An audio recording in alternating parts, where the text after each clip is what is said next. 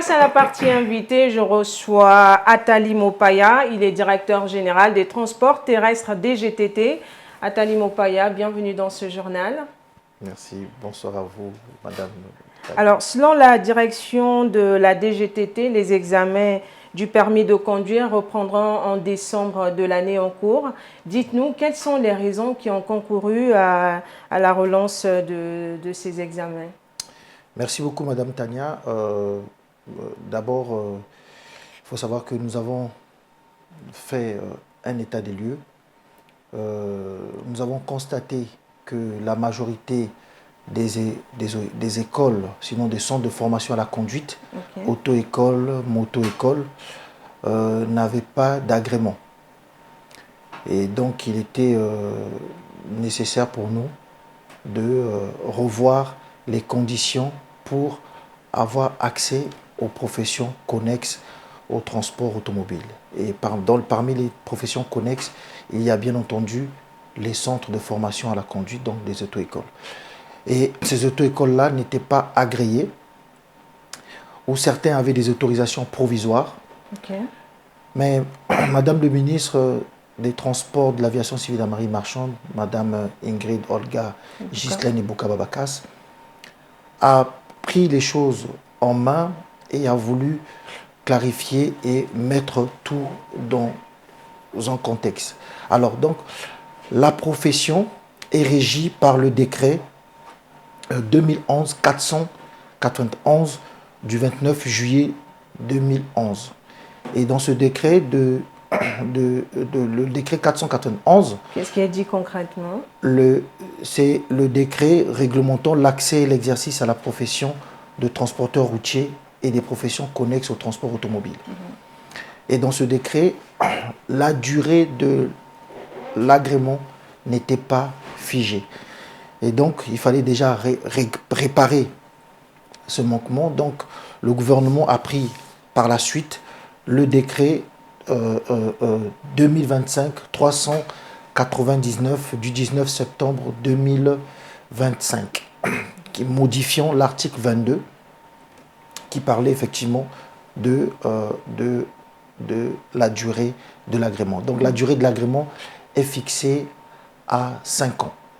Alors, en parlant de la durée de l'agrément qui est fixée à 5 ans, pourquoi les 5 années? Puisqu'avant, ce n'était pas fixé du tout. Alors, avant, ce n'était pas fixé, mais le règlement CEMAC, qui régit nos pays, parle bien d'une durée de 5 ans pour les agréments. Et donc, le Congo s'est aligné, a harmonisé, a corrigé. Et aussi, surtout, parce que 5 ans, les sociétés connexes ou les transporteurs investissent. Et donc, ils ont besoin d'une durée pour leur retour d'investissement. Et la durée de 5 ans est une durée idéale pour les investisseurs. Et à quel prix? Alors, les prix sont statués, sinon institués dans la loi de finances, donc la loi de finances 2025. D'accord. Il y a des prix pour les petites sociétés, les moyennes sociétés et des grandes sociétés. Ça varie entre 500 et 2 millions. Voilà. Alors, ce sont les sessions qui vont se dérouler sur l'ensemble du pays. Dites-nous qui est éligible. Ceux qui font le métier de transport, routier et ceux qui font les métiers connexes au transport routier. Les transporteurs, donc les sociétés de transport de personnes ou de marchandises, et des sociétés connexes comme les concessionnaires de véhicules, les vendeurs de véhicules, les sociétés de pièces de change, les sociétés d'organisation de transport, les sociétés de manutention, voilà. Alors, comment vont se passer les inscriptions? Est-ce que vous recevez déjà les dossiers en ce moment?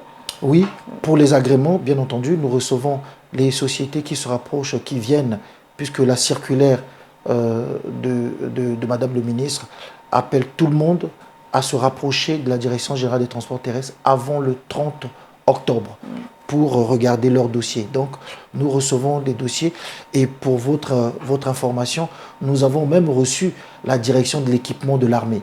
La direction de l'équipement de l'armée, ils sont organisés à l'armée, ils ont des plaques d'immatriculation de l'armée ils ont des véhicules de l'armée, ils ont leur auto-école de l'armée, et donc l'armée est venue se conformer à cette disposition-là. Donc ça concerne tout le monde? Ça concerne tout le monde. Ok. Alors les établissements des auto-écoles qui souhaitent renouveler leur agrément doivent procéder comment? Déjà, ils doivent venir parce qu'il y a ceux qui ont des autorisations et il y a des auto-écoles qui ont payé hier mais qui n'ont pas eu d'agrément. Et donc, nous recevons tout le monde pour, au cas par cas pour regarder quel est votre problème, quelle est votre situation. Vous avez une autorisation qui est expirée, donc vous mettez en règle. Vous avez un agrément de 2 ans, ben, on arrange pour que votre agrément soit de 5 ans. Donc voilà. Alors, Monsieur Etali Mopaya, ce sont des sessions qui vont concerner également les taxis motos.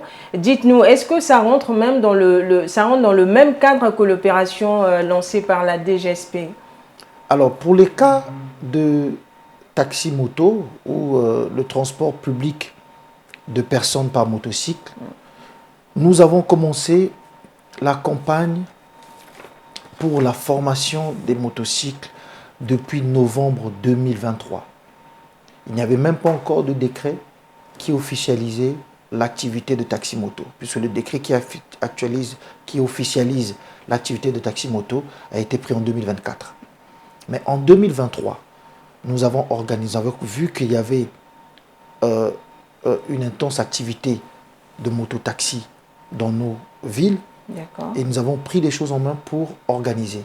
La Direction générale du transport terrestre a procédé à la remise des motos, casques et matériel didactique, à la formation des motocycles, à la gendarmerie.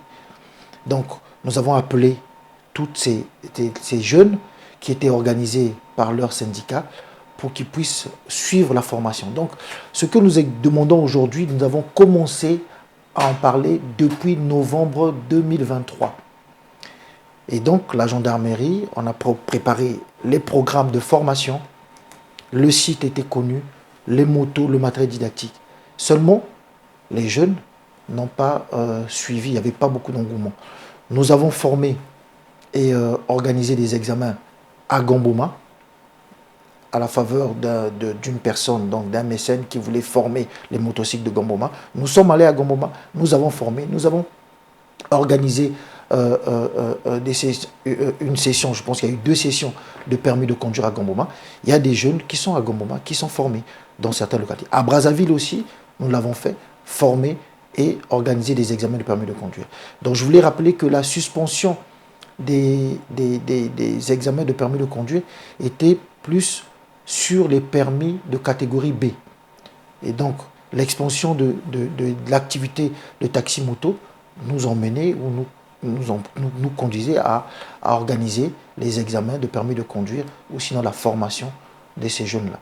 Mais aujourd'hui, nous avons des auto-écoles, des moto-écoles qui sont venus prendre leur agrément, qui sont ouverts. Et donc, nous encourageons ces jeunes à aller se faire former. Alors, donc, si on comprend bien, ça ne s'inscrit pas du tout dans le cadre de l'opération de la DGSP. En fait, à la Direction générale des transports terrestres, ces textes sont là. Seulement, ces mesures poussent, au fait, à ces jeunes à se conformer.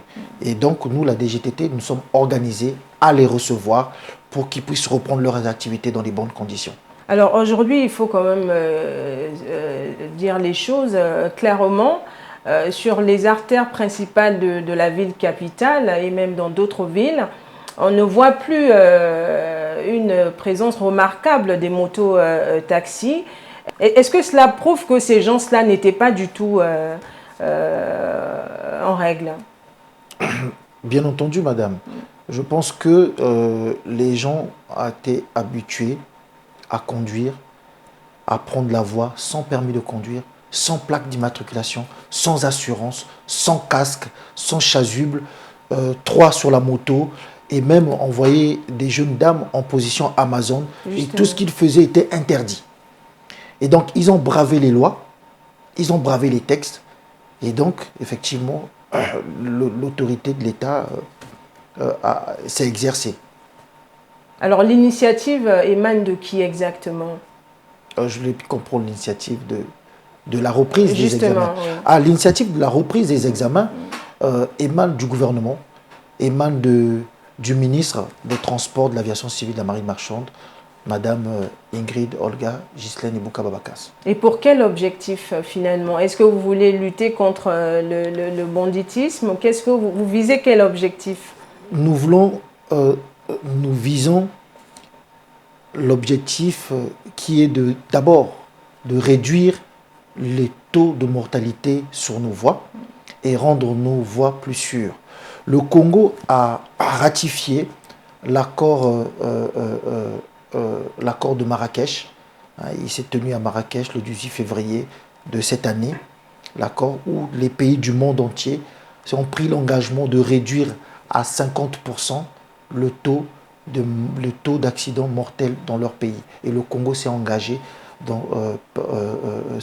comme d'autres pays à l'accord de Marrakech. Et donc nous luttons bien entendu à réduire les accidents mortels sur nos voies, et le ministre des Transports, de l'Aviation civile et de la Marine marchande s'est engagé à faire en sorte que nos routes soient plus sûres. Alors merci pour ces éclaircissements, Monsieur Etali Mopaya. Votre mot de conclusion? Non, seulement vous remercier et rappeler à tous les usagers de la route ou ceux qui sont intéressés à faire le métier de transport public de personnes ou de marchandises ou les métiers connexes au transport, de se rapprocher de la Direction générale des transports terrestres pour voir la situation de leur société ou voilà, de leur activité. Merci. Je rappelle que nous avions reçu M. Etali Mopaya, directeur général des transports terrestres. Avec lui, nous avions parlé de la relance des examens du permis de conduire qui reprendront en décembre de l'année en cours. Donc, il a donné toutes les informations nécessaires pour toutes les personnes qui souhaiteront ou encore qui souhaitent participer à ces sessions. C'est déjà la fin de cet entretien. Merci de l'avoir suivi et bonne suite de programme sur nos antennes.